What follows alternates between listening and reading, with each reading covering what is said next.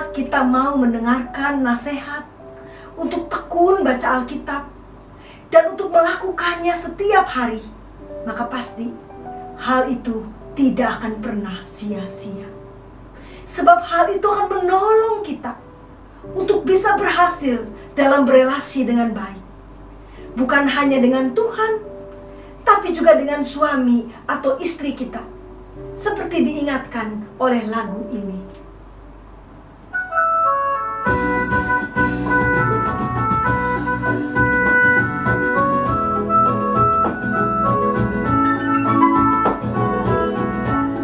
Banyak babe bilang kita mesti ngedengerin baca firman Tuhan di Alkitab saben hari.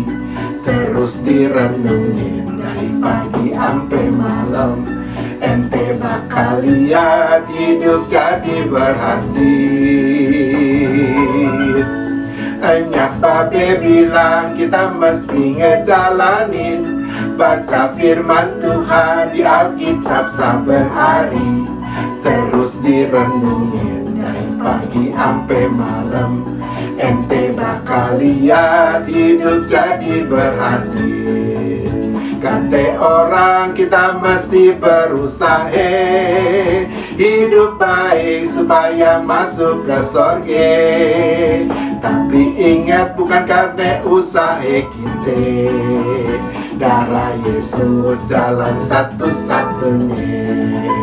Kata orang kita mesti berusaha hidup baik supaya masuk ke sorga. Tapi ingat bukan karena usaha kita, darah Yesus jalan satu-satunya. Darah Yesus jalan satu-satunya. Darah Yesus jalan satu-satunya.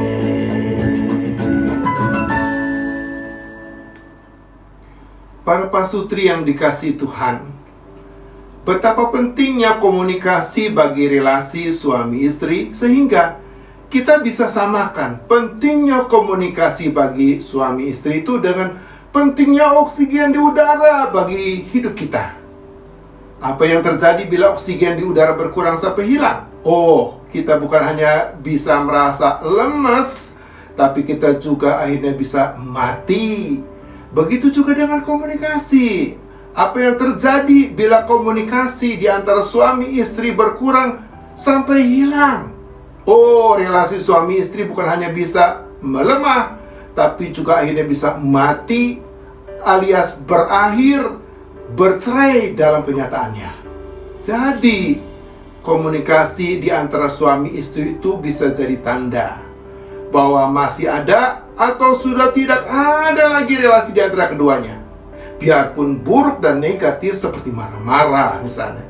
Bila masih ada komunikasi itu berarti masih ada relasi di antara suami istri. Tapi bila tidak ada komunikasi, sebab biar masih serumah, tidur udah gak seranjang, gak sekamar, suami keluar kamar, istri masuk kamar, istri keluar kamar, suami masuk kamar, omong di antara mereka cuma seperlunya, kalau gak perlu gak omong, itu berarti relasi mereka sudah tidak ada lagi. Mereka sudah bercerai dalam kenyataan hidup sehari-hari. Lalu, bagaimana caranya agar kita membangun komunikasi sebagai suami istri? Sehingga relasi kita bukan hanya bisa tetap ada, tapi juga bisa makin lama makin kuat dan makin hangat. Ini cara berkomunikasi yang bisa kita lakukan sebagai suami istri. Cara pertama, berkomunikasilah lebih banyak mendengarkan daripada berbicara. Yakobus 1 pasal 19 katakan, setiap orang hendaklah cepat untuk mendengar, tapi lambat untuk berkata-kata. Perkataan ini sangat cocok untuk dimulai di dalam rumah, bukan di luar rumah. Di luar rumah boleh saja ada lomba seni berbicara atau berpidato. Tapi di dalam rumah hanya boleh ada lomba seni mendengarkan. Sebab berbicara tanpa mendengarkan pasangan lebih dulu bisa buat kita lebih mudah untuk menyalahpahaminya, bahkan untuk menghakiminya. Hanya berbicara dengan mendengarkan pasangan terlebih dahulu bisa buat kita sungguh-sungguh memahaminya dan tidak menghakiminya. Seorang ahli komunikasi pernah bercerita bahwa ia pernah secara khusus belajar mendengarkan orang lain berbicara di Amerika Serikat selama 1 tahun lamanya loh. Artinya, mendengarkan itu tidak pernah mudah. Perlu kerja keras untuk mau belajar, berusaha, sehingga akhirnya kita bisa mendengarkan. Dan setelah itu, baru kita boleh berbicara sesuai dengan apa yang sudah didengarkan. Tujuannya, supaya kesalahan dalam berbicara bisa dikurangin sampai sedemikian rupa. Kalau memang hal itu nggak bisa dihilangkan sama sekali. Contohnya, suatu hari istri langsung omelin habis suaminya. Kenapa? Karena telat pulang ke rumah. Padahal mobil suaminya itu terjebak macet. Kebetulan lagi baterai HP-nya habis. Tapi istri sudah terlanjur menghakimi suaminya. Jadi ribut. Suatu hari suami juga memotong curahan isi hati istrinya kepadanya. Udah dah, aku sudah tahu, udah cukup. Istri tanya, apa yang kamu mengerti? Ini bukan salah. Ternyata suami belum mengerti, malah salah mengerti isi hati istrinya. Karena kamu dengar motong-motong, sehingga terjadi keributan yang nggak perlu. Cara kedua, pedulikanlah hati pasangan lebih daripada pedulikan otaknya dalam berkomunikasi. Kenyataan membuktikanlah, manusia itu sama dengan hatinya lebih daripada sama dengan otaknya. Buktinya, bila suami istri berbeda pendapat atau berbeda paham sekalipun, sejauh hati mereka masih merasa dihargai, dihormati, dicinta, relasi mereka itu masih bisa baik-baik aja loh. Relasi mereka sama sekali tidak terganggu, apalagi rusak. Masih bisa merasa dekat satu sama lain. Tapi jangan sebaliknya. Sekalipun suami istri sama-sama pendapat dan pahamnya, tapi bila hati masing-masing sudah terluka, dikecewakan, dihianati, relasi mereka itu bisa sangat buruk, terganggu, rusak, merasa jauh satu sama lain, asing, bahkan bercerai satu sama lain. Jadi, biarpun otak merasa gak bisa terima, gak masuk akal soalnya, bila pasangan kita sudah katakan, hati saya kecewa ketika engkau ungkit-ungkit terus kesalahan saya pada masa lampau, ya, jangan didiskusin lagi. Segeralah minta maaf. Jangan pernah melakukannya lagi. Kalau pasangan kita sudah katakan, hati saya marah ketika engkau ceritakan kekurangan saya di depan banyak orang, ya jangan didebatin lagi. Segera aja minta maaf. Jangan pernah melakukannya lagi. Dengan demikian, pasangan kita bisa merasa hatinya kembali dihargai, dihormatin, diterima, dicinta, dan relasi pun bisa pulih dan dekat kembali, bahkan bisa lebih dekat lagi dari sebelum-sebelumnya. Cara ketiga, berkomunikasilah dengan pakai kata saya. Jangan dengan pakai kata engkau.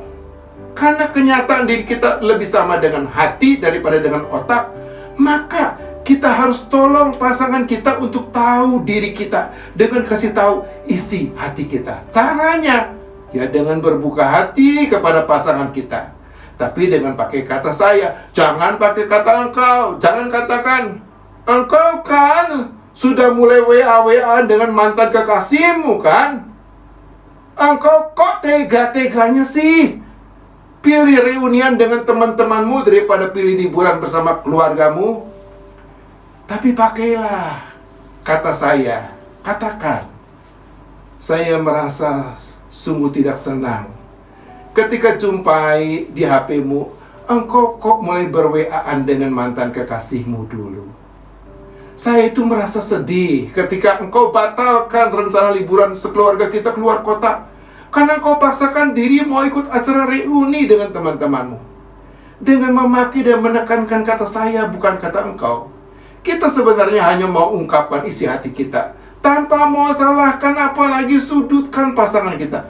Kita hanya mau supaya Ia tahu apa isi hati kita. Nah, setelah tahu isi hati kita dan lebih kenali diri kita, kita bisa lebih berharap pasangan kita akan segera hentikan, tidak ulangi lagi apa yang telah ia lakukan. Kasih itu membangun, kata Rasul Paulus dalam 1 Korintus 8 ayat 1b. Artinya, kasih tidak merusak. Bila kita sungguh-sungguh mau saling mengasihi sebagai suami istri, kita juga harus mau terus membangun, memperbaiki, jangan merusak komunikasi kita satu sama lain. Semoga lewat komunikasi kita yang makin baik, kita juga bisa terus membangun relasi kita yang makin kuat, makin hangat, makin dipenuhi cinta setia, dan makin berbahagia. Amin. Para pasutri yang dikasihi Tuhan, sesuai dengan nasihat Rasul Paulus, mari kita bangun terus relasi kita sebagai suami istri. Dengan dahulukan mendengarkan pasangan daripada berbicara kepadanya. Dengan pedulikan perasaan pasangan lebih daripada pikirannya. Dan dengan mau ungkapkan perasaan kita kepada pasangan, pakai kata saya dan jangan pakai kata engkau. Bila kita mau lakukan ketiga cara berkomunikasi itu, saya yakin relasi kita akan terus terbangun. Makin hari, makin kuat, makin mesra, dan makin diberkati Tuhan dengan keselamatan dan kebahagiaan atas rumah tangga kita.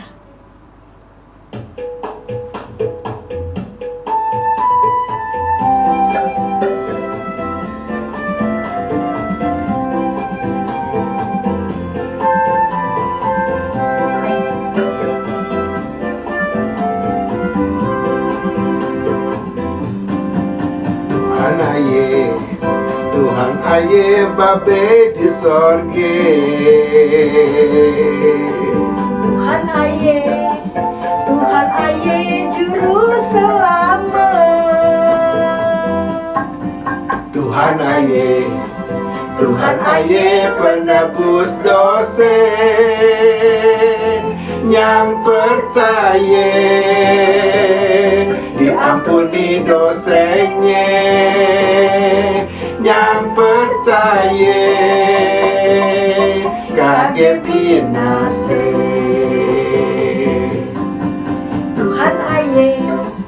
Tuhan aye babe di sorge. Tuhan aye juru selamat. Tuhan aye penebus dosa, yang percaya diampuni dosanya, yang percaya kage binase.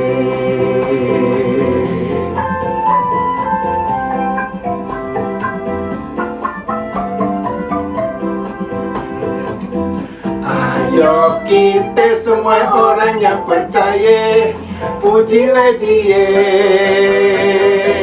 Ayo kita semua orang yang percaya, bersuka cita. Ayo kita semua orang yang percaya, puji namanya. Ayo kita semua orang yang percaya, sembahlah Dia. Karena Dia kita diberkati, karena Dia kita diselamatkan, karena Dia kita diberkati, karena Dia kita diselamatkan.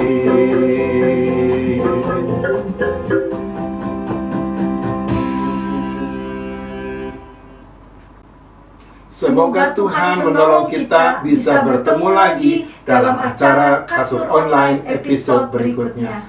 Sampai kita ketemu lagi ya.